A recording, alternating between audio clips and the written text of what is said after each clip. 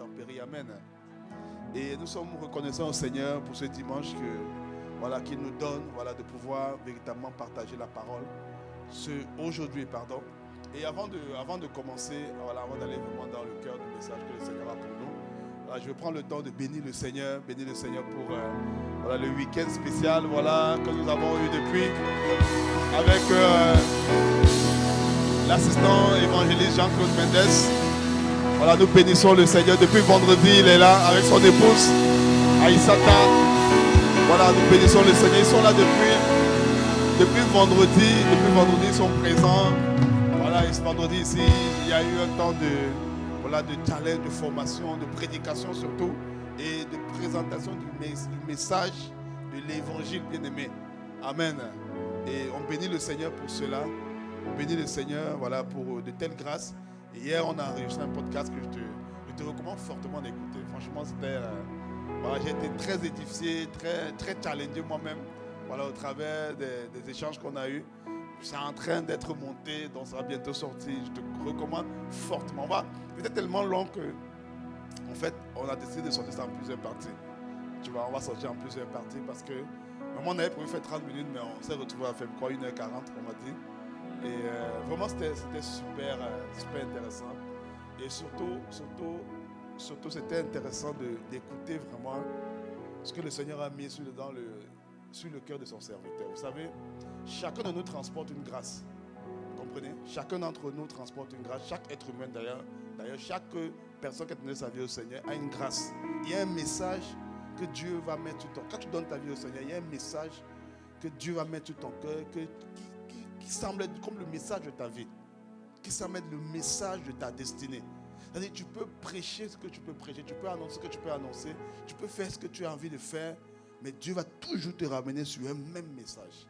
Et quand tu as trouvé ça bien-aimé, et tu entends quelqu'un qui parle de ça, ça vient te chercher. Tu vois une compréhension, une profondeur que tu as rarement vue dans ce type de message-là. Amen. Vraiment, je bénis le Seigneur pour cela. En tout cas, je te recommande fortement d'aller te connecter et écouter cela. Et puis au deuxième culte, pour ceux qui... Non, sera le deuxième culte, Alors pour le deuxième culte, il aura l'occasion d'apporter la parole au deuxième culte, et je t'encourage à être présent. De toutes les façons, il neige, donc écoute, reste au chaud, tu comprends? Reste au chaud, ici il y a le chauffage, il y a tout, tu restes et puis tu es tranquille. Amen. Donc au deuxième culte, il aura l'occasion d'apporter la parole ce matin. Amen. On bénit le Seigneur pour cela. Est-ce qu'on peut acclamer le Seigneur? Amen. Amen.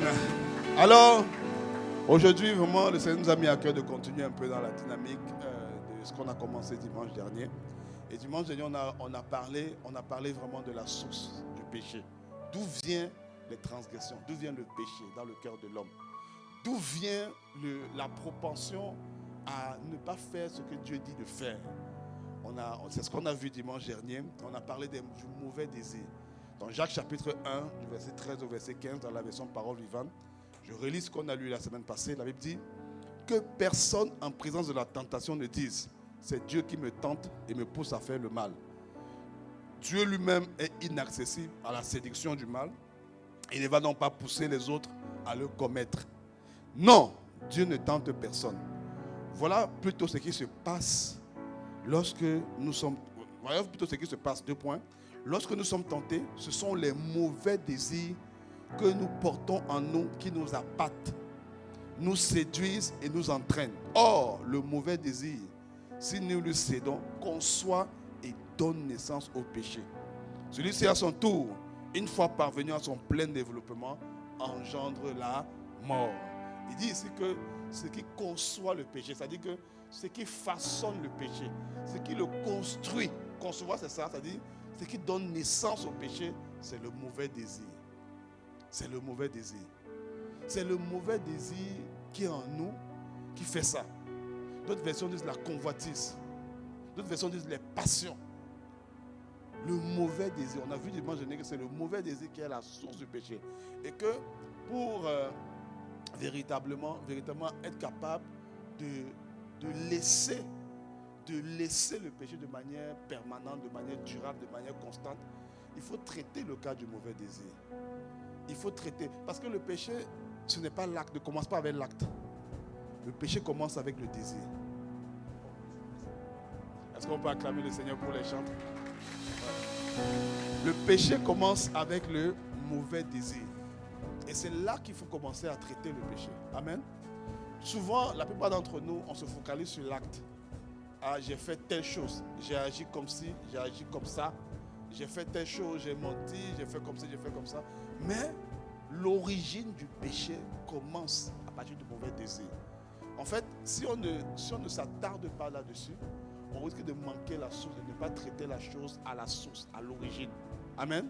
Souvenez-vous de l'exemple que j'ai donné. C'est-à-dire que si tu prends un arbre et que tu coupes les branches de l'arbre sans couper la racine de l'arbre, c'est un peu un problème pour l'arbre. L'arbre va continuer à pousser. Mais si tu touches à la racine, qui est le mauvais désir, l'arbre ne peut plus prospérer. C'est important de comprendre que le péché prend son origine dans le mauvais désir. Et ce que Dieu veut faire au travers de nous, bien-aimés, c'est d'abord de traiter ça. Quand le Saint-Esprit vient, il veut traiter, régler le problème du mauvais désir. L'œuvre de la croix doit nous pousser à traiter le mauvais désir qui est en nous. C'est possible que ton désir change. C'est possible d'avoir les mêmes désirs que Jésus avait. C'est possible d'avoir le désir de Dieu. C'est possible. C'est possible. Je pense dans Ézéchiel 37, la Bible dit que je vous donnerai un cœur nouveau et je mettrai à vous un esprit nouveau. Amen. Et je vous donnerai un cœur nouveau et je mettrai à vous un esprit nouveau. En fait, lorsque nous avons donné notre vie au Seigneur, nous sommes conscients, en tout cas la plupart d'entre nous ici, que nous avons reçu un esprit nouveau. Qui est d'accord avec ça? La Bible dit que le vieil homme a été crucifié à la croix. Amen. Le vieil homme a été crucifié à la croix. Chapitre 2, le vieil homme a été crucifié à la croix. Voilà, pour tous ceux qui sont en Christ, nous sommes une nouvelle créature. Donc nous avons reçu un esprit nouveau. Si l'esprit nouveau est là, ça veut dire que le cœur nouveau est là. Amen. Il y a un cœur nouveau qui te greffe à toi lorsque je donne ta vie au Seigneur, lorsque je donne ma vie au Seigneur. Maintenant, le défi c'est que dans ce cœur-là, il est encore influencé par les anciennes façons, le système de pensée du vieil homme. Maintenant, ce qu'il faut faire, c'est que il faut prier, crier à Dieu, demander à Dieu, plaider les mérites du sang afin que le désir de Dieu monte en nous. Que nous prenons plaisir à Dieu, plaisir à la parole de Dieu. On a lu la semaine passée le psaume 1, voilà, qui nous demande de prendre plaisir à la loi de l'Éternel. Prendre plaisir à Dieu. Il faut que notre plaisir se trouve en Dieu. Ça, on doit crier à Dieu pour ça. Et l'œuvre que le Seigneur Jésus a accomplie pour nous, nous donne le droit de crier à Dieu pour ça. Il dit, Seigneur, je vois le désir de telle chose. Je vois le désir de telle chose dans mon cœur. Je veux ton désir. Je veux te désirer. Accorde-moi la grâce de te désirer. Accorde-moi la grâce de prendre plaisir en toi. Accorde-moi la grâce de prendre plaisir à ta loi. Quelqu'un qui ne prend pas plaisir à la parole, bien aimé, il va être difficile d'être en train d'être imité. On va le voir plus tard. Mais la première des choses qu'il faut avoir, il faut cibler le mauvais désir. Le mauvais désir. Et demander à Dieu de régler ça. Aller devant Dieu et régler ça. Aller devant Dieu et plaider les mérites. Aller devant Dieu et demander au Saint-Esprit d'enlever ça. Parce que ça ne fait pas partie du paquet de la nouvelle création. Mais quand on laisse le mauvais désir s'installer dans le cœur, c'est là où le péché est conçu. On se comprend? Les mauvais désirs également sont appelés la convoitise. Romains chapitre 1 au verset 24. Romains chapitre 1 au verset 24. La Bible dit, c'est pourquoi Dieu les a livrés à l'impureté, selon les convoitises de leur cœur, en sorte qu'ils déshonorent eux-mêmes leur propre corps. Amen. C'est pourquoi Dieu les a livrés à l'impureté, selon les convoitises de leur cœur. Les convoitises d'où? De leur... La convoitise, bien aimé, vient du cœur. La convoitise vient du cœur. La convoitise également, c'est ce qu'on appelle, ce sont des mauvais désirs. Je convoite quelque chose. Je vois, je sais pas quoi, je vois une femme et puis je la convoite. Ça vient du cœur. C'est un mauvais désir. C'est pourquoi Jésus a dit, quelqu'un qui voit une femme et commence à la convoiter, à la désirer, il a déjà commis l'adultère dans son cœur avec elle. Les mauvais désirs viennent de là. Tu vois, je sais pas, la voiture de ton frère, de ta soeur, tu commences à convoiter, il me faut ça, il me faut ça. Tu vois peut-être la maison, tu vois peut-être voilà, ce que quelqu'un d'autre a, et puis tu commences à dire, il me faut ça. Ça, c'est la convoitise. C'est un mauvais désir. C'est un mauvais désir, bien-aimé. C'est un mauvais désir.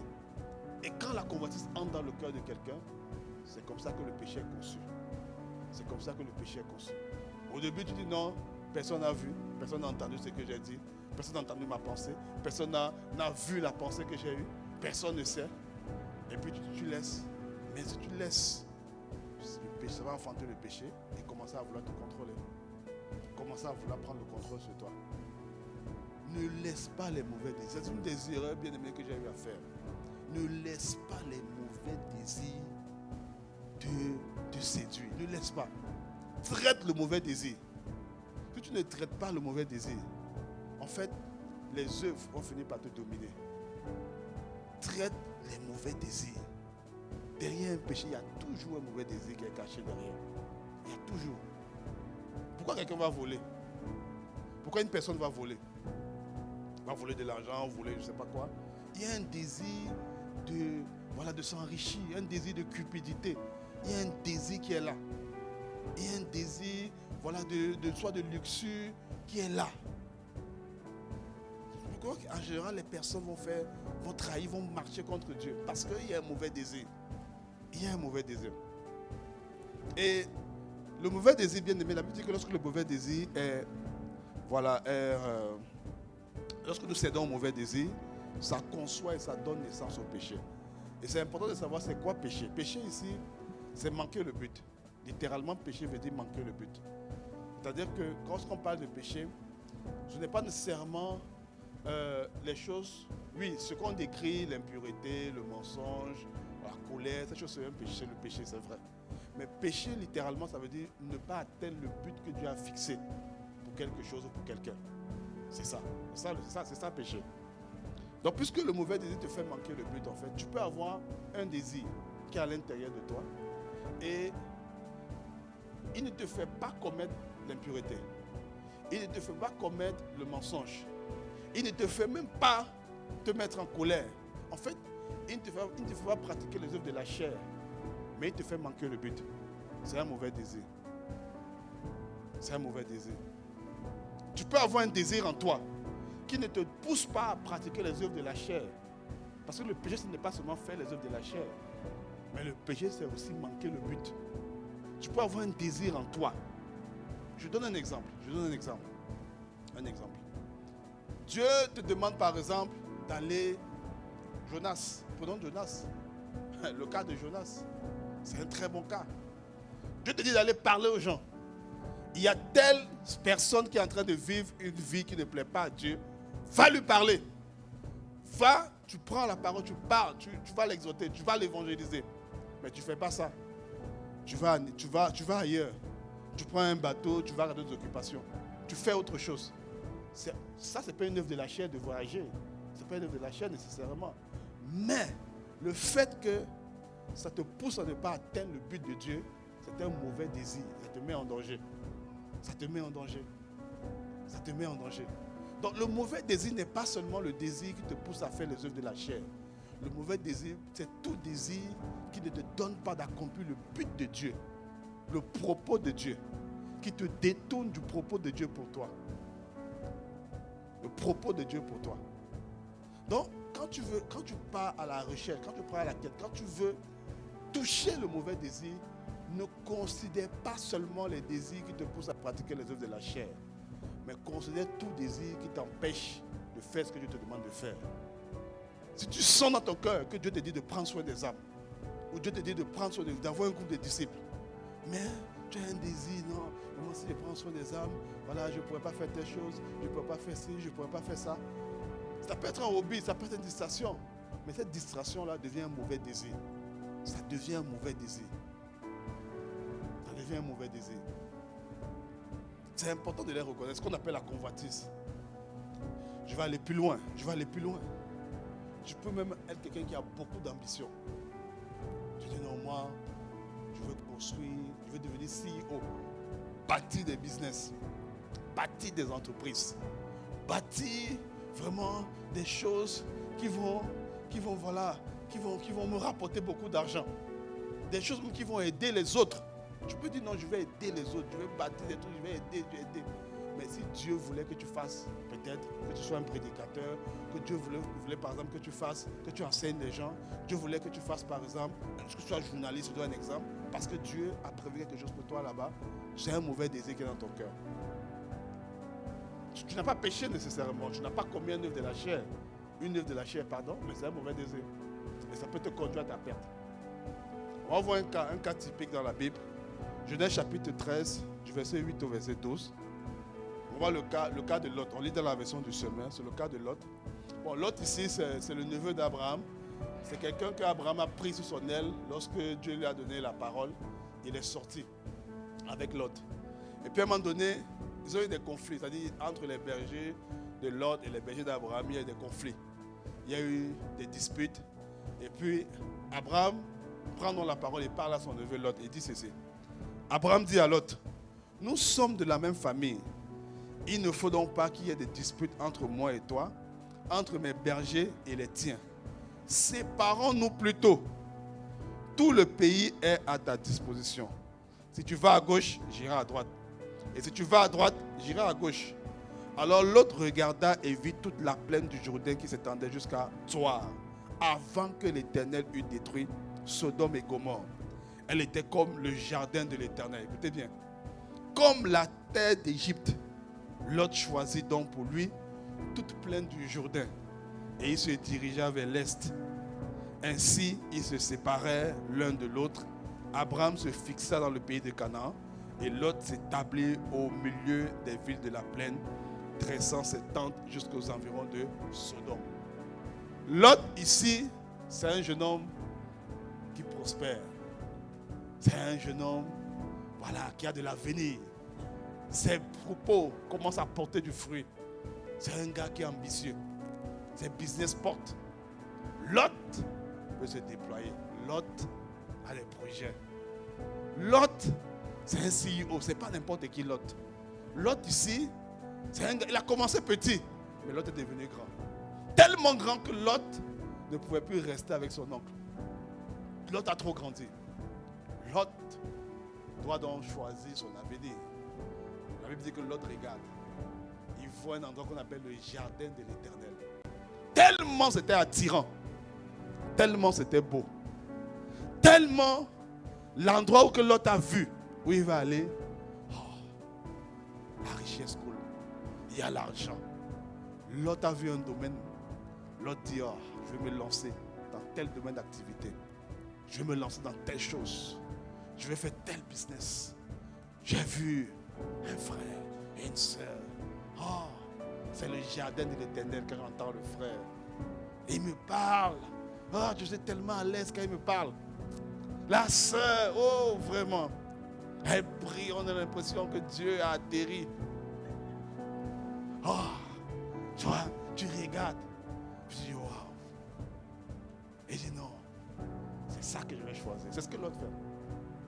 Mais l'autre, avant de faire son choix, l'autre n'a pas cherché le principe. L'autre n'a pas cherché la parole.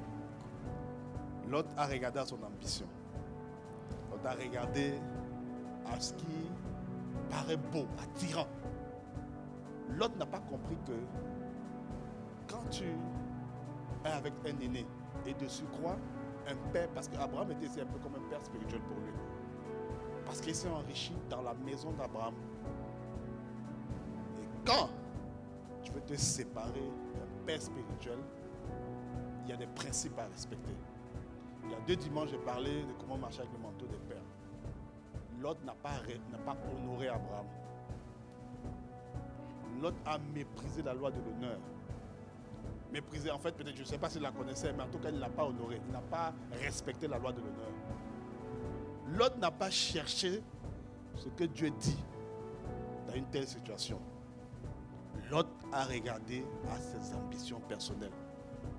Lot a regardé à ça. Et la Bible dit qu'il est parti, il était à côté de Sodome. Il n'était pas encore dans Sodome, il était à côté. Il a mis ses tentes à côté de Sodome. Mais le jour où on voulait détruire Sodome, il était à l'intérieur. Quelques années plus tard, je ne sais pas ces années, mais un temps plus tard, Lot s'est retrouvé à Sodome. Tout ce que Lot avait toujours espéré a été détruit. Tout ce que Lot avait bâti a été détruit. Même sa propre femme. Tout ça pourquoi? L'ambition. Chercher un endroit qu'on appelle jardin de l'Éternel, ce n'est pas mauvais. Chercher quelque chose qui va te faire du bien, ce n'est pas mauvais. Avoir de l'ambition, ce n'est pas mauvais. Vouloir t'enrichir, ce n'est pas mauvais. Mais si l'enrichissement ne s'appuie pas sur un désir que Dieu a mis en toi, ou sur le désir de Dieu, ça devient de la convoitise et ça peut te perdre. Même pas ça peut, ça va certainement te perdre. On peut se le dire ici en fait que l'autre n'avait pas un mauvais projet. Quand les analystes de l'époque, il y avait des analystes là-bas financiers, on dit bon l'autre, tu vois, tu regardes Canaan, c'est le désert, il n'y a rien là-bas. Tu vois un endroit où il y a la verdure. Les analystes montrent que voilà, il y a la verdure, mon gars, l'autre. Va là-bas. Tu vas aller faire quoi dans le désert? Reste, va là où il y a la verdure.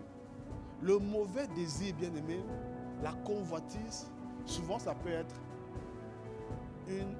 un projet, une ambition que tu as dans ton cœur. Mais ça vient d'où cette ambition?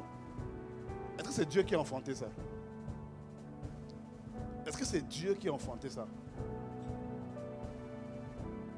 Tu as tel projet, je vais faire telle chose, je vais devenir ci, je vais travailler dans tel domaine, je vais faire telle ou telle chose. Mais qui a enfanté ça? Quelle est la source de ce que tu as?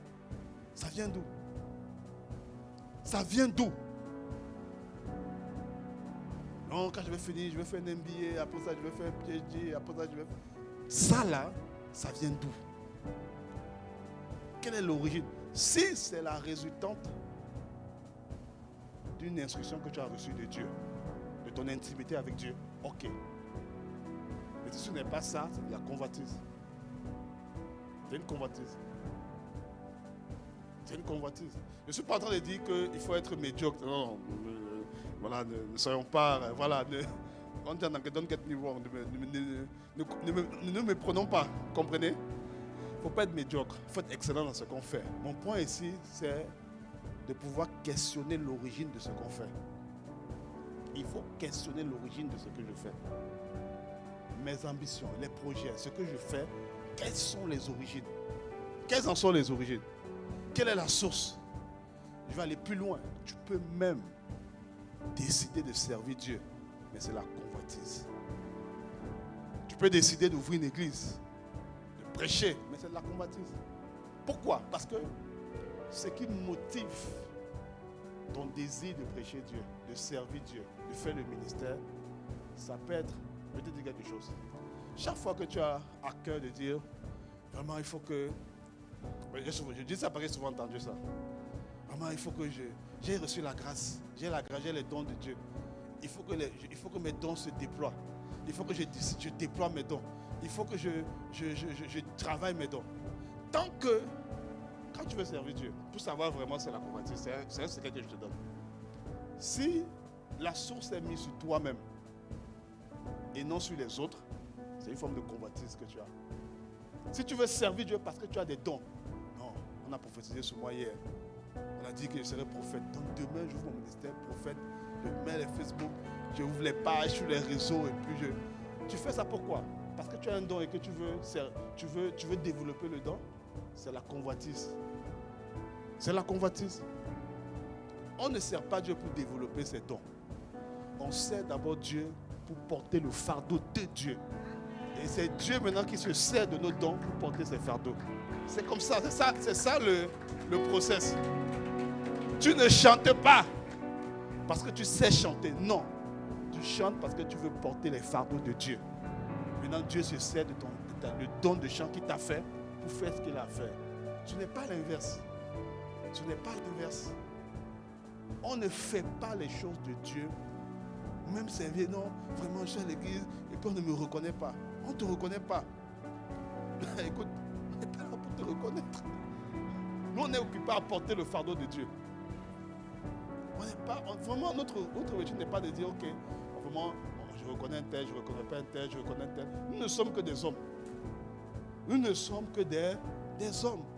Tu ne peux pas venir chercher ta récompense auprès de nous. Ce n'est pas nous qui t'avons commissionné, qui t'avons mandaté. C'est Dieu qui t'a envoyé sur la terre. Nous sommes en train de porter le fardeau de Dieu.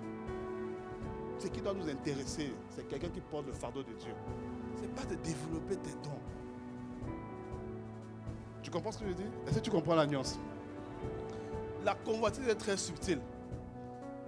Moi, j'ai connu un frère. Et j'ai connu un frère. Et je suis sûr qu'il y a plusieurs frères qui sont dans cette situation. Moi, je connais un frère à l'université. C'est un frère que j'ai une très grande estime pour lui. Très grande estime. Et je crois que c'est l'une des personnes qui a fait en sorte que je puisse vraiment m'affermir aussi dans le Seigneur.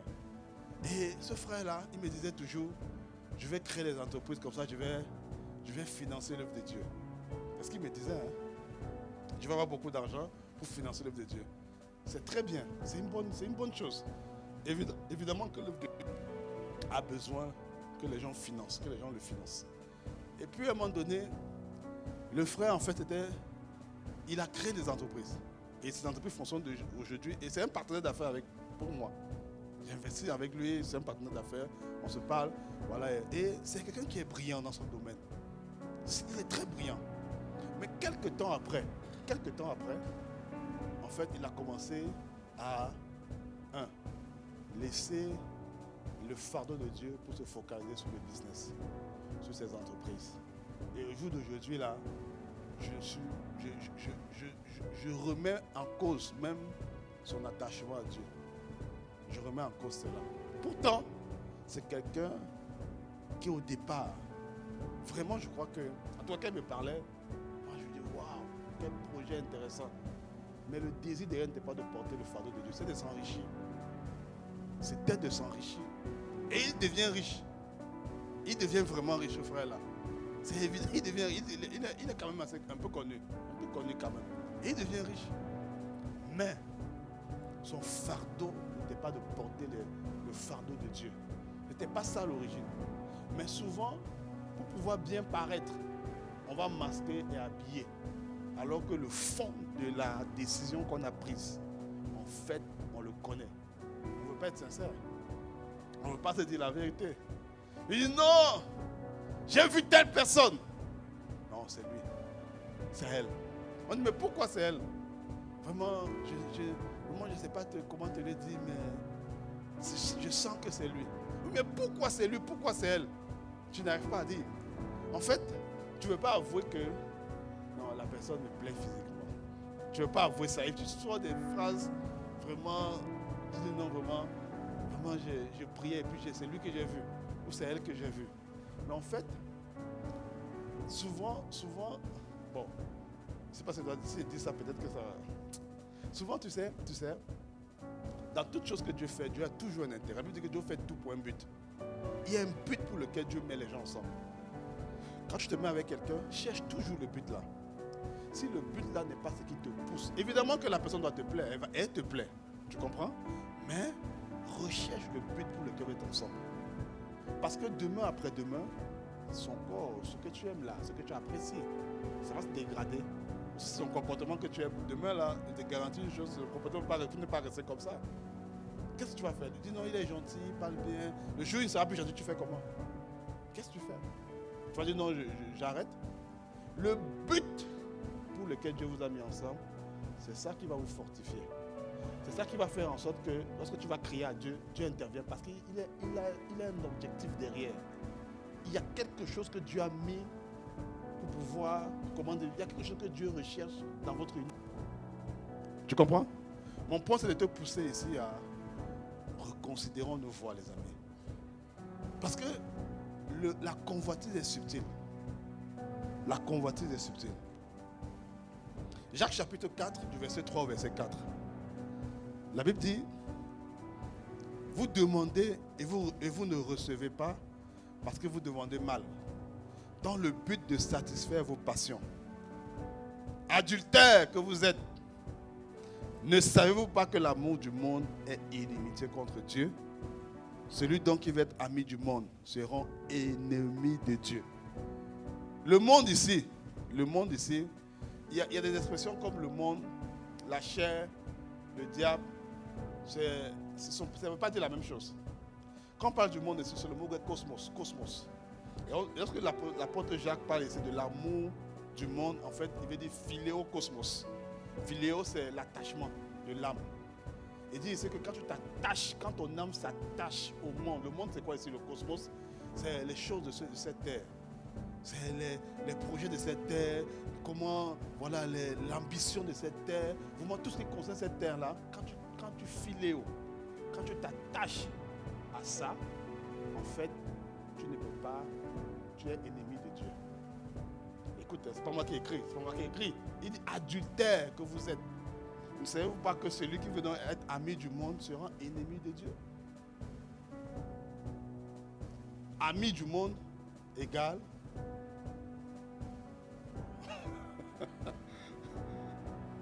tu comprends? Mais maintenant, lorsqu'on parle, Dieu a tant aimé quoi? Le aimer là n'est pas le même que aimer ici. Il faut faire attention. Lorsque dans Jean 3, c'est lorsque la Bible dit que Dieu a tant aimé le monde, le aimer là-bas, c'est agapao. Ce n'est pas philéo. Ici, il parle d'un attachement de l'âme. Quand ton âme s'attache au monde, tu ne peux pas être ami à Dieu. Mais, quand tu aimes le monde de l'amour de Dieu, là c'est bon. Tu auras envie de les envoyer la vie éternelle. Tu auras envie de prêcher. Tu auras envie de leur... Tu seras faux. Quelqu'un qui a agapao le monde va vouloir prêcher pour le salut des âmes. Donc ici, on n'est pas en train de dire qu'il faut détester le monde, non. On dit qu'il y a un type d'amour qu'il faut avoir quand tu as un rapport avec le monde. C'est l'amour que Dieu avait. Car Dieu a tant aimé le monde qu'il a donné son Fils unique afin que quiconque croit en lui ne périsse pas mais qu'il ait la vie éternelle. Le type d'amour que Dieu a eu pour le monde, c'est l'amour agapao. C'est le type d'amour que nous on doit avoir pour le monde. C'est-à-dire un amour qui te pousse à faire en sorte que le monde là, c'est-à-dire les êtres humains qui sont dans le monde, les inconvertis là, reçoivent la vie éternelle. Mais par contre, si tu as l'amour qu'on appelle philéo pour le monde, c'est-à-dire ton âme est attachée, tes émotions, tu rêves de ça, tu rêves des choses du monde, tu rêves de la luxure, tu rêves de la villa, tu rêves de la belle voiture, tu rêves de ça, tu t'attaches à ça. Je ne suis pas dit que c'est mauvais, je ne dis pas que c'est mauvais, mais quand tu t'attaches à ça, quand ton cœur s'attache à ça, tu rêves du dernier, je ne sais pas quoi, le dernier sac, dernier truc, dernier téléphone, tu vas faire la queue pour le iPhone, je ne sais pas combien, tu fais la queue 2 heures. Comment tu peux faire ça 2 heures? Alors qu'à l'église, quand on te demande de 5 minutes, tu as pris tes affaires pour sortir. Mais c'est quoi ça? On ne respecte pas les gens. Mais tu peux t'aligner 2 heures. 2 heures devant l'iStore, tu es là. Il me faut cet iPhone. Il me faut ça. Tu vois, quand tu fais ça là, tu filéo le monde. Tu filéo le cosmos. Tu aimes les choses de cette terre. Tu comprends? Quand tu fais ça, en fait, tu te rends ennemi de Dieu. Tu sais, un jour Dieu m'a parlé. Et Dieu m'a parlé, moi, je suis un passionné. Ou j'étais un passionné. Tu comprends? Le football. Vraiment le football. Ça peut sembler banal, oui, on se détend avec, il n'y a pas de problème. C'est bien de jouer et tout. Mais j'avais atteint un niveau où, vraiment c'est devenu grave quand même. Vraiment c'était grave. Et en mai dernier, en fin mai, la fin du mois de mai dernier, bon, il y avait une équipe que je supportais, qui depuis on attendait la victoire. Ça faisait longtemps. C'est-à-dire l'équipe nous a tellement déçus. J'ai dit mince, aujourd'hui on est en finale. Je ne peux pas rater ça. Donc, tellement j'attendais ça. Et puis les gars ont fini par gagner. Et une victoire éclatante. Une victoire qu'on n'a jamais vue en Ligue des Champions. Jamais on n'avait vu ça. Et puis dès que le match est fini, et vraiment ça c'est... Dieu m'a parlé. Dieu m'a parlé le jour là, en mai, c'est le 31 mai à la finale. Et puis Dieu me dit, ok ils ont gagné. Ça change quoi sur ta vie? Ça t'apporte quoi? Tu es content? Oui, Paris a gagné. Ok, mais ça t'apporte quoi?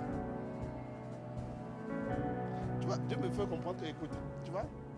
Et pendant le jour qu'ils ont gagné là, comme les 3-4 jours après, tellement mon âme était secouée par ça.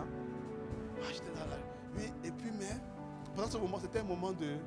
Vraiment un moment de. Comment dire? C'était comme des portes qui étaient ouvertes. Ma vie de prière a pris un coup. À cause de ça. Je ne suis pas en train de dire qu'il ne faut pas regarder le football. Non, je ne suis pas un intégré. Non. Tu peux regarder. Mais mon point, c'est philéo. C'est quand ton âme s'attache outre mesure. Outre mesure. Il faut des frères en Christ qui se bagarrent à cause d'un match. On dit non, il y a l'éliminatoire de la Coupe du Monde. Tel pays contre tel pays.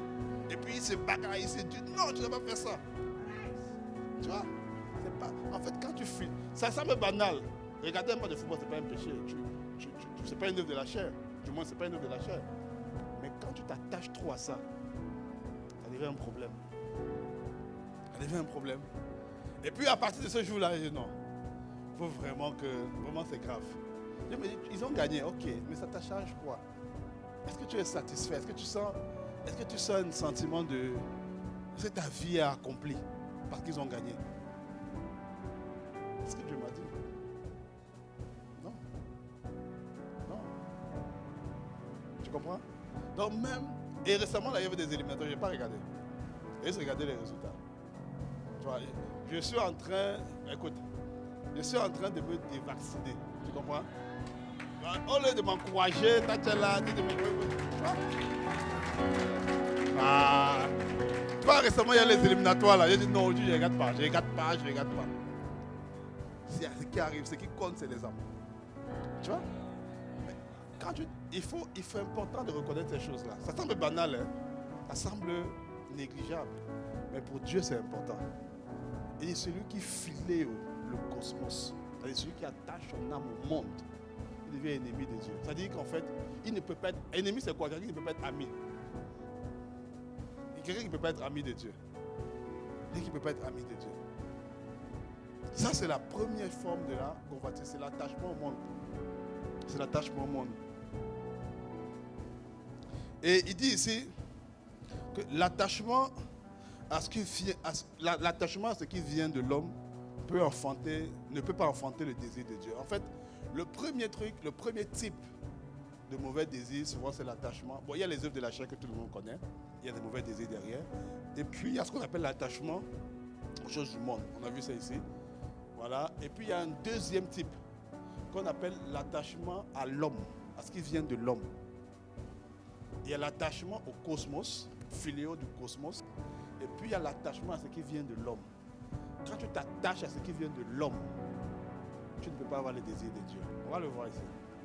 Dans Philippiens chapitre 3, du verset 4 au verset 10, c'est l'apôtre Paul qui parle, toujours dans la version du semeur. L'apôtre Paul dit, et pourtant, je pourrais moi aussi placer ma confiance dans ce qui vient de l'homme. Si quelqu'un croit pouvoir se confier en ce qui vient de l'homme, je le puis bien davantage. J'ai été circoncis le 8e jour. Je suis israélite de naissance, de la tribu de Benjamin, de pur sang hébreu. Pour ce qui concerne le respect de la loi, je faisais partie des pharisiens. Quant à mon zèle, il m'a conduit à persécuter l'Église. Face aux exigences de la loi, j'étais sans reproche. Toutes ces choses constituaient à mes yeux un gain, mais à cause du Christ, je les considère désormais comme une perte. D'autres versions disent à cause de la connaissance de Christ, je les considère désormais comme une perte. Je vais même plus loin. Tout ce en quoi je pourrais me confier, je le regarde comme une perte à cause de ce bien suprême, la connaissance de Jésus-Christ mon Seigneur. À cause de lui, j'ai accepté de perdre tout cela. Oui, je le considère comme bon à être mis au rebut. D'autres versions disent de la boue, afin de gagner le Christ. Mon désir est d'être trouvé en lui, non pas avec une justice que j'aurais moi-même acquise en obéissant à la loi, mais avec la justice qui vient de la foi en Christ et que Dieu accorde à ceux qui croient. C'est ainsi que je pourrai connaître le Christ, c'est-à-dire expérimenter la puissance de sa résurrection et avoir part à ses souffrances en devenant semblable à lui jusqu'à la mort. Amen. Ici, l'apôtre Paul parle du fait de se confier en l'homme. Il dit, je pourrais moi aussi placer ma confiance dans ce qui vient de l'homme. Il y a ce qui vient de l'homme. Il y a ce qui vient de l'homme. Quand tu places ta confiance dans ce qui vient de l'homme, ce qui vient de l'homme, c'est quoi? Il décrit ce qui vient de l'homme. J'ai été circoncis le 8e jour. Je suis israélite de naissance, de la tribu de Benjamin, de puissant hébreu. Pour ce qui concerne la loi, je faisais partie des pharisiens. Quant à mon zèle, il m'a conduit à persécuter l'Église. En fait, qu'est-ce qu'il décrit ici? Il décrit en fait sa consécration personnelle que sa famille lui a donnée. Il décrit ici des attributs qui viennent de sa famille, qui viennent de sa maison. Je suis né dans une famille chrétienne. Mon père est pasteur, mon grand-père est pasteur, mon arrière-grand-père est pasteur, mon arrière-arrière-grand-père est pasteur. Nous croyons en Dieu depuis des générations. Je connais Dieu. Je n'ai pas besoin qu'on m'enseigne. Je suis à l'église depuis des années. Je fréquente l'église, je sers à l'église, je donne ma dîme à l'église, je jeûne 3 fois la semaine. Voilà, je prie, je suis à toutes les réunions de prière. Je suis un fidèle, je suis marié, je suis fidèle à mon mariage. Je fais tout ce que Dieu me demande de faire. J'aide le pauvre. Voilà, je suis là. Tu vois? Tout ça là. Quand tu te confies à ça, en fait, ça c'est des choses qui viennent de l'homme. Tu comprends? Tu ne peux pas t'appuyer sur cela pour pouvoir c'est-à-dire désirer une intimité avec Dieu ou désirer avoir le désir de Dieu. Regarde ce qu'il dit. Ici, l'apôtre Paul utilise le mot connaissance 2 fois. Connaître 2 fois. C'est très important de comprendre ça. Au verset 8, il dit, je vais même plus loin. Tout ce en quoi je pourrais me confier, je le considère comme de la perte à cause de ce bien suprême. 2 points. La connaissance de Jésus-Christ, mon Seigneur. Tu comprends? Le mot grec ici pour connaissance, c'est le mot gnoxis. Le mot gnoxis, ça c'est le premier mot. Vous allez comprendre la différence après. Et lorsqu'on va au verset 10, il dit, il redit encore, c'est ainsi que je pourrais connaître le Christ. Ce n'est plus le même mot en grec, c'est le mot ginosko ici. Tu vois? Il dit ici que je regarde toutes les choses que j'ai comme des acquis, comme de la boue, à cause de quoi? De l'excellence de la connaissance, du gnoxis de Christ, afin que tout ça m'amène à quoi? Au ginosko de Christ. Le gnoxis, c'est la connaissance intellectuelle, c'est l'information. C'est la connaissance de la parole, c'est ce que tu peux connaître de quelqu'un. Souvenez-vous dimanche, j'ai dit en fait que tu ne peux pas désirer quelqu'un que tu ne connais pas. Pour désirer Dieu, il faut le connaître. Tu ne peux pas désirer quelqu'un que tu ne connais pas. Imaginez, j'ai donné l'exemple de mon plat préféré. Beaucoup ne le connaissent pas. Vous ne pouvez pas désirer ce plat-là. Tu ne peux pas désirer quelqu'un que tu ne connais pas. Pour désirer Dieu, il faut le connaître. En fait, le désir de Dieu commence avec la connaissance de Dieu. Je parle de la connaissance de la parole de Dieu. Tu ne peux pas désirer Dieu si tu ne lis pas la Bible. Si tu ne lis pas la parole, tu ne peux pas désirer Dieu. Comment tu peux désirer? Il y a un plat qu'on appelle le colombo, c'est dans les îles. Beaucoup ici ne le connaissent pas. Comment tu peux désirer ça? Or, quelqu'un qui entend, quelqu'un qui connaît le colombo, il va voir comment les saveurs se marient ensemble. Parce qu'il a la connaissance du plat, ça crée en lui un désir. La dernière fois, je vous ai parlé d'un plat qu'on appelle le contraire. C'est un plat que moi j'aime bien. Tu vois? Vous ne le connaissez pas. Mais moi, comme je sais que la banane plantain se mélange avec la chèvre et tout ça, j'ai la connaissance, j'ai l'information de ça. Et quand je pense à ça, ça met en moi un désir. Tu comprends? Ça met en moi quoi? Un désir. Si tu ne connais pas que Dieu relève celui qui est faible, si tu ne connais pas que la pierre qu'a rejeté les bâtisseurs est devenue la principale de langue, si tu ne connais pas que Dieu est capable de faire enfanter la stérile 7 fois, si tu ne connais pas que Dieu s'est fait pauvre, de riche qu'il était, afin que par sa pauvreté nous soyons enrichis, si tu ne connais pas, comment tu peux le désirer? Si tu ne connais pas la parole de Dieu, comment tu peux le désirer? Si tu ne connais pas que Jésus a payé le prix pour toi, comment tu peux le désirer? On ne peut pas désirer quelqu'un qu'on ne connaît pas.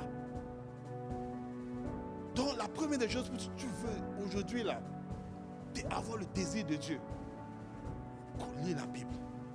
Je t'en supplie, lis la Bible. Prends la parole, lis-la, cherche les principes de Dieu.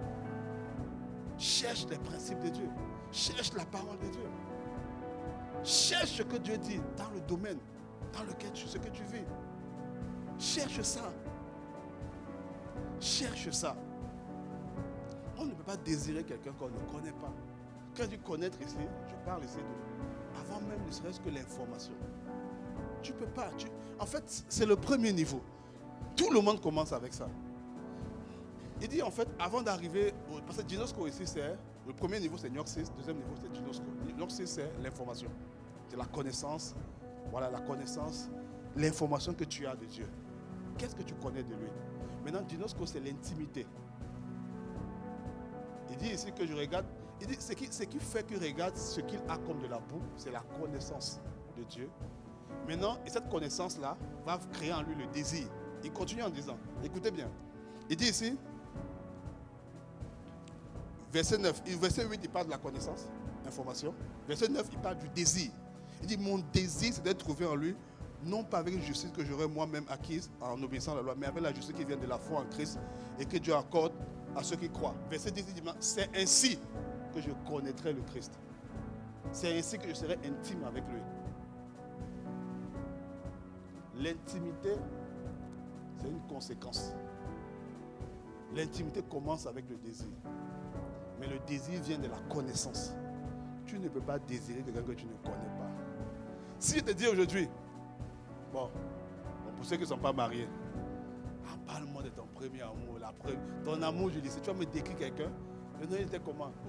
Admettons qu'il y a un frère ou une soeur qui t'intéresse dans l'église. Tu vas dire, ok, tu viens, ok, telle personne m'a dit, mais qu'est-ce qui te plaît chez elle? Oh, il est grand. Tu vas me décrire les caractéristiques de la personne. J'aime sa démarche, j'aime son habillement, j'aime comment il me parle, j'aime sa douceur, j'aime sa tempérance. Tu vas me décrire les caractéristiques de la personne. Mais tu ne peux pas dire j'aime Dieu sans connaître les caractéristiques de Dieu que tu aimes. Sans pouvoir le décrire. En fait, évidemment qu'on ne peut pas tout décrire comment Dieu est. Mais il faut que toi et moi, dans mon rapport avec lui, je sois capable de dire, voilà le Dieu que j'aime. Oh, celui qui sauve, celui qui m'a aimé le premier, celui qui a donné sa vie à la croix. Quand tout le monde m'a rejeté, lui ne m'a pas rejeté. Tu vois, si tu n'as pas la connaissance de Dieu, tu ne peux pas le désirer. Le désir vient de la connaissance. À partir d'aujourd'hui, bien aimé, je veux t'encourager. Prends ta parole. Sois un... Jean-Claude disait, il y a un puritain. C'est un courant qui existait. C'est un courant qui existait dans les années passées. Il y a des gars qui restent sur la pureté de la parole. Ils restent sur la parole. Il faut la maîtriser. C'est la lecture. Plus tu vas lire, plus tu vas lire, plus tu lis, plus tu lis, plus tu lis, plus tu lis, plus tu lis, plus ton désir va augmenter. Si tu ne lis pas la parole, tu sais, il faut remplacer le mauvais désir. L'une des façons de remplacer le mauvais désir, en fait, c'est de le remplacer. Ce n'est pas la lecture, la connaissance. Je vais expliquer. Avant, moi, j'étais très peintre. Je ne donnais pas. Quand j'ai ma vie au Seigneur, je ne donnais pas. Je venais d'un endroit où on dit non, il faut faire les plats avec l'argent. On ne donne pas l'argent comme ça. Mais plus j'ai lu sur la loi de la semence et de la récolte, plus j'ai lu sur la loi de la dîme et des offrandes, plus j'ai lu, ça a mis en moi aujourd'hui un désir qui fait qu'aujourd'hui, l'ancien désir, il n'existe plus. Il n'existe plus. Il n'existe plus. Plus je suis resté, j'ai lu sur le mystère de la nouvelle création. Plus je lis dessus. Je lis la personne que je suis devenue. Plus le désir de l'impureté disparaît. Qui fait que quand je pense, je dis, je suis une nouvelle création, pas faire ça. Le désir vient de la connaissance. Tu comprends? Le désir vient de la connaissance, c'est-à-dire ce que tu connais. La parole, en fait, la parole, c'est la base, le premier niveau. C'est là où tout le monde doit commencer pour désirer Dieu. Je te dis déjà, mon frère, ma soeur, il n'y a pas une prière qui a fait que tu désires Dieu. Il faut te le dire, je suis sincère avec toi. Parce que même si on prie pour toi et que tu ne lis pas la parole après, tu n'auras pas le désir de Dieu. Parce que tu ne le connais pas. Et comment on connaît Dieu? C'est au travers de sa parole. Il n'y a pas... Dieu se découvre au travers de sa parole. Dieu se découvre dans les écrits. Parce que la parole que nous lisons, en fait, ce n'est pas juste des écrits. Il y a un esprit. La Bible dit que les paroles sont esprit. C'est ce que Jésus dit. Mes paroles sont esprit. Et elles peuvent communiquer la vie. En fait, quand je lis la parole, en fait, il y a un esprit qui entre en moi. Il y a une vie qui entre en moi. La vie, là, ce n'est pas juste une vie utopique. Non. Ça veut dire qu'il y a des émotions qui entrent en moi. Il y a un caractère qui entre en moi. Il y a des sentiments qui entrent en moi. Il y a une intelligence qui entre en moi. Il y a une connaissance qui entre en moi. Il y a une mémoire qui entre en moi. Quand je lis la Bible, Ce n'est pas juste un livre de lecture, non. Il y a quelque chose, c'est comme un transfert. Quelque chose quitte le livre, vient en moi. Ça, que je lis, ça quitte, ça vient. Ça quitte, ça vient. Si tu es dans un domaine, tu dis, ah, je suis trop. Lis sur la tempérance, lis sur la mesure de foi. Avant, moi, j'étais tellement colérique. Je me mettais souvent en colère.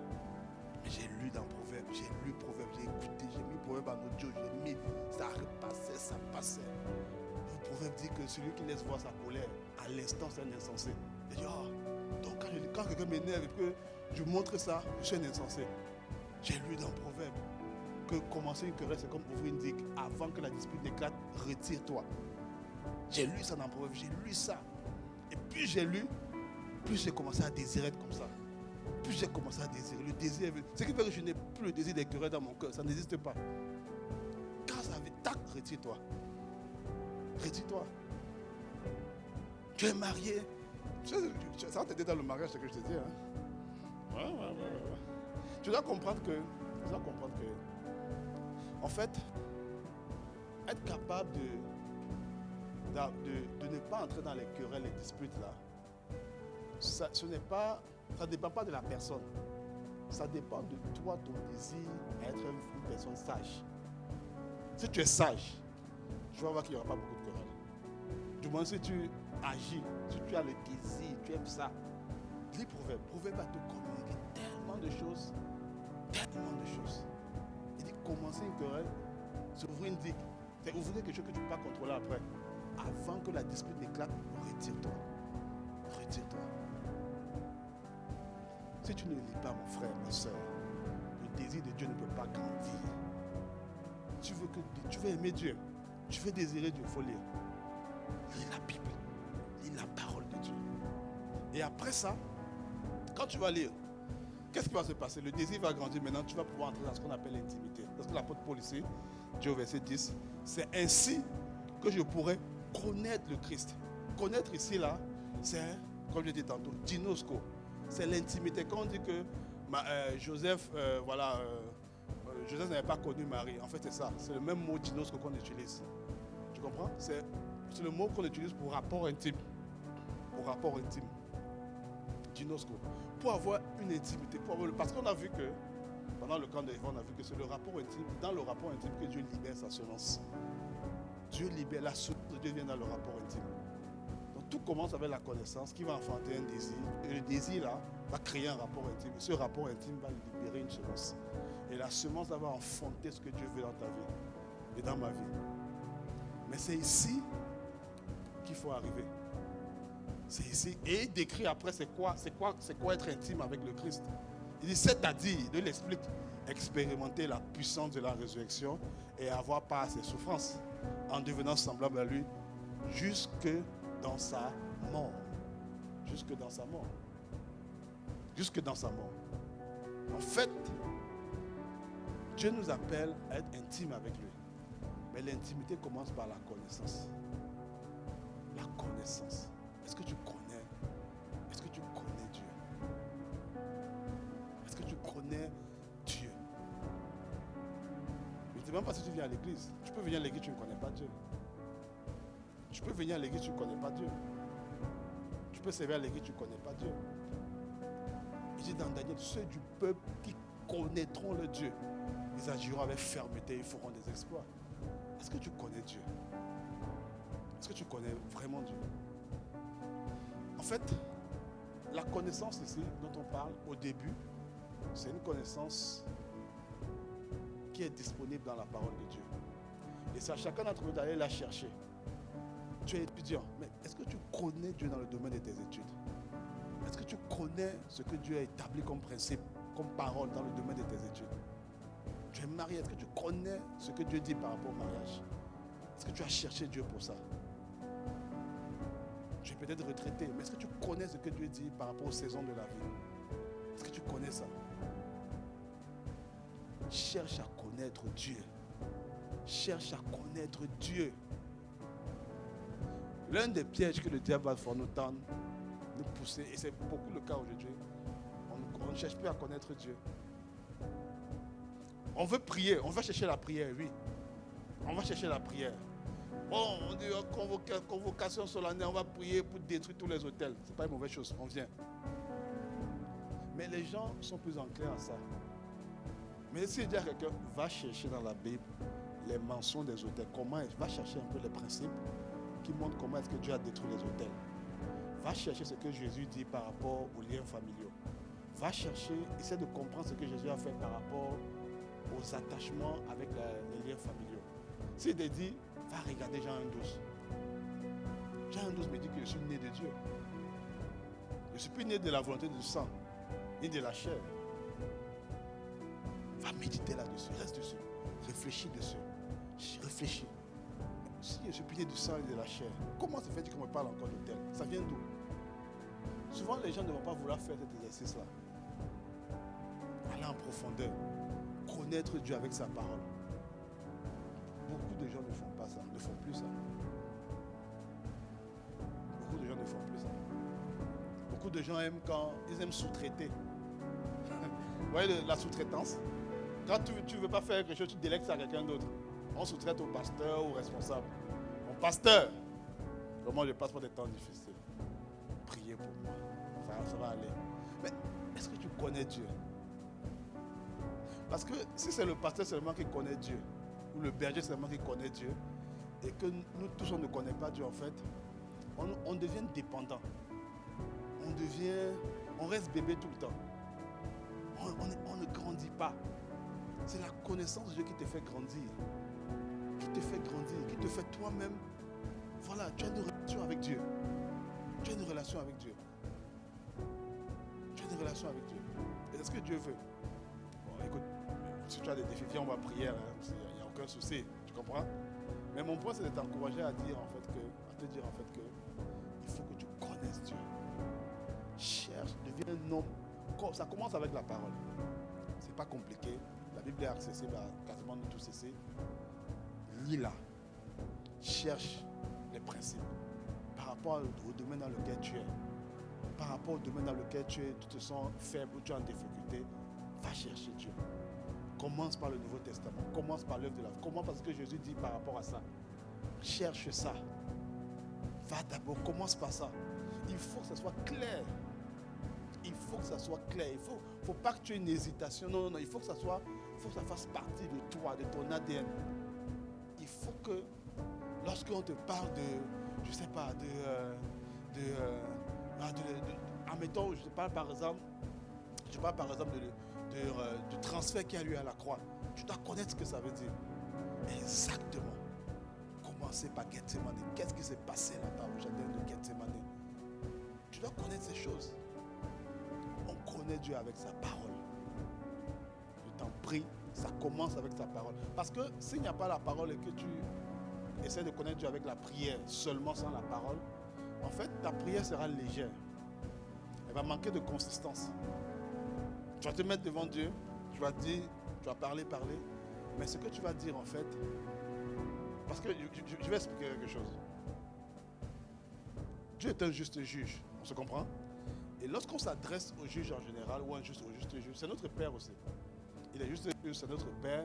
Notre Père, en fait, c'est la dimension où Dieu, nous sommes de la famille de Dieu. Mais lorsque je veux parler à Dieu, imaginez votre enfant, j'ai des enfants aujourd'hui, ils sont en bas âge. Il y a souvent l'enfant peut vouloir te parler, mais il te parle un langage que tu ne comprends pas. En même temps, l'enfant peut-être quoi, 6 mois.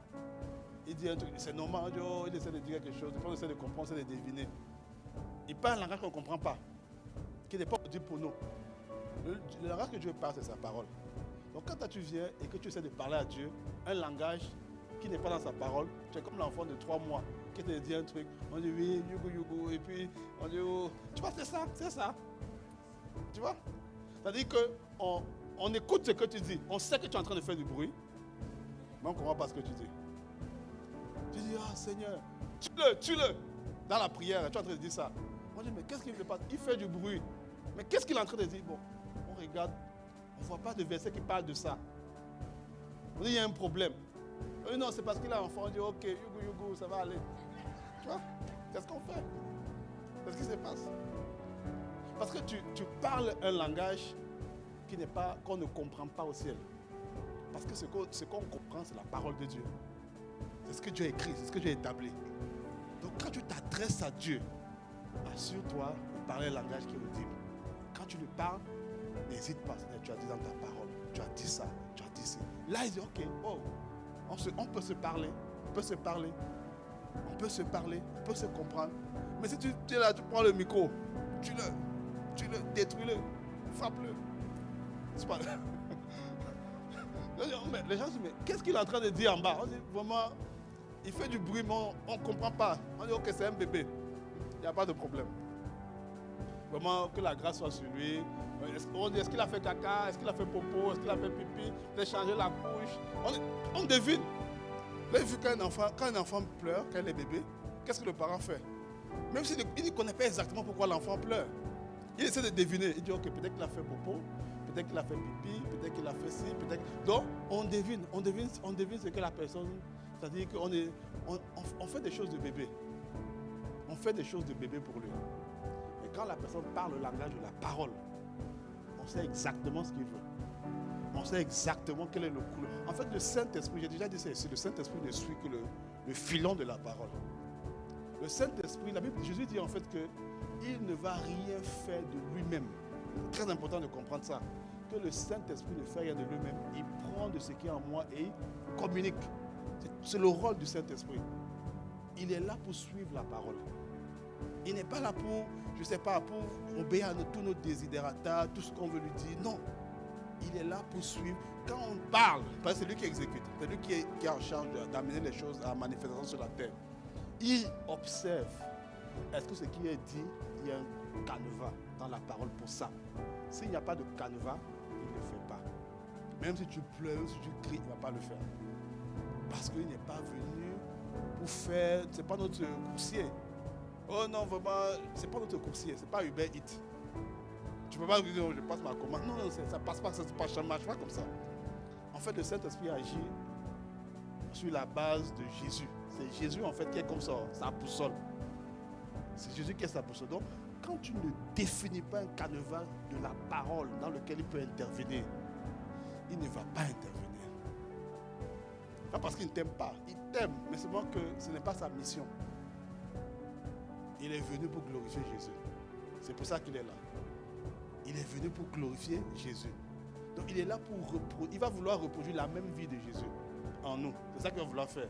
Donc quand on veut le pousser à reproduire notre vie, ce n'est pas son canevas. Ça ne nous concerne pas. Ça marche? Donc vraiment bien aimé, le but de la parole que Dieu avait pour nous ce matin, c'est de nous pousser véritablement à avoir le désir de Dieu, à chercher le désir de Dieu, à véritablement chercher la connaissance. Cherche d'abord la connaissance. Commence par la connaissance. Parce que la connaissance va enfanter un désir. Et le désir va enfanter une intimité. Et l'intimité va enfanter une semence. Et la semence va enfanter une vie. Mais ça commence, tu ne peux pas désirer quelque chose que tu ne connais pas. Tu dois le connaître. Je dois le connaître. Élevons simplement, est-ce qu'on peut se tenir debout? On va simplement rendre grâce à Dieu. On va rendre grâce à Dieu.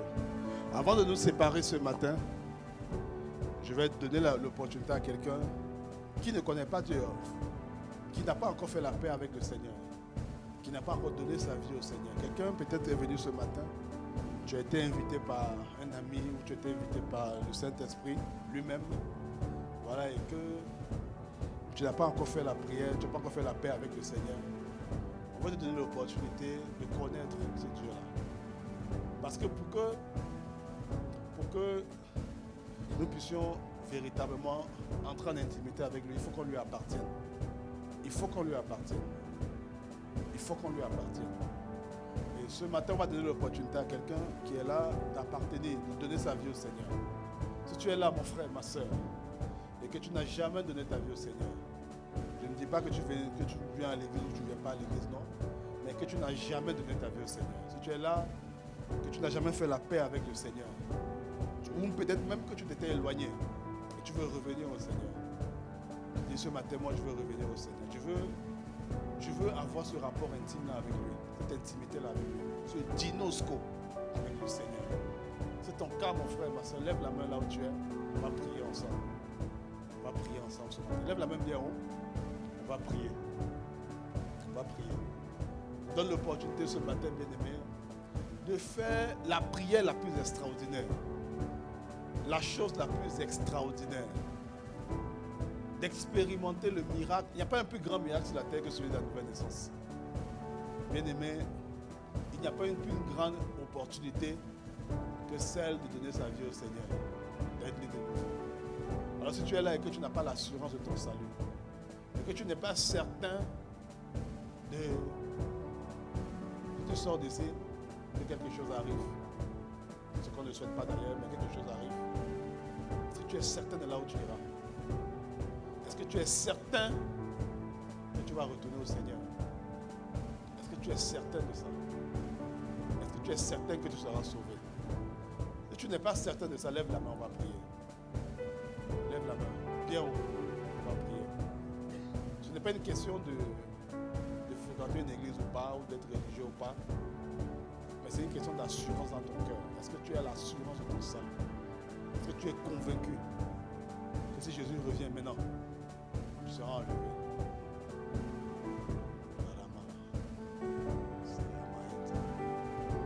Élevons la voix, bien-aimés, prions. Rendons grâce à Dieu.